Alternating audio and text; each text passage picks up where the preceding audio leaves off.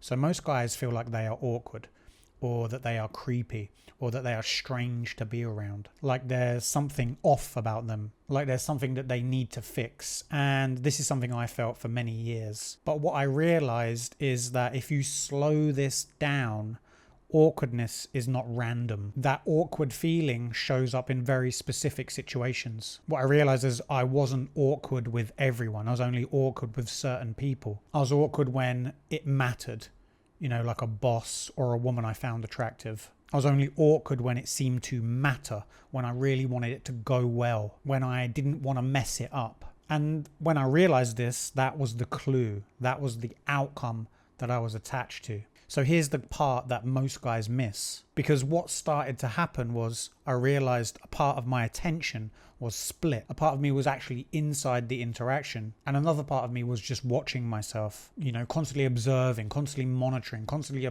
adjusting. And you probably relate to this. You're monitoring yourself, you're treading on eggshells, you're wondering what the right thing is to say, making sure that there's no awkward silences.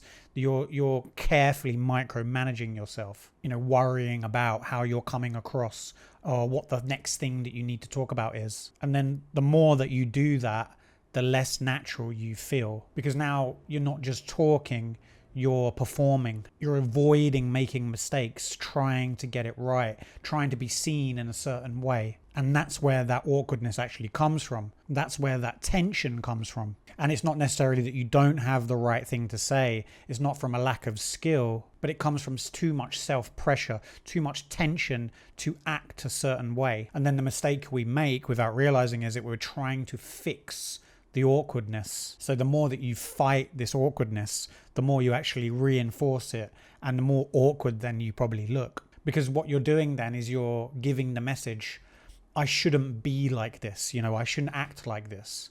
And people can sense that subtly. So then you get stuck in this loop of trying not to be awkward, but then because you're trying not to be awkward, you're actually coming across more awkward. So the shift is the moments that you stop being awkward is when you stop trying to manage it. You actually forget to manage this awkwardness. It's when you're not thinking about how you're coming across. You're just there. You just are. You're just operating from that space. And that's not something that you're forcing. It's what's left when that pressure drops. When that outcome or who you think you need to be is removed, that's when you are yourself. And that doesn't need to be awkward. Although it might be, you're now not managing that. That's okay. You have a new relationship to the awkwardness. So the right question is, well, it's not how do I be less awkward? The right question then is, what am I preventing? What is it I don't want to happen? And actually locate that awkwardness in your solar plexus and learn to be with it, not fight it.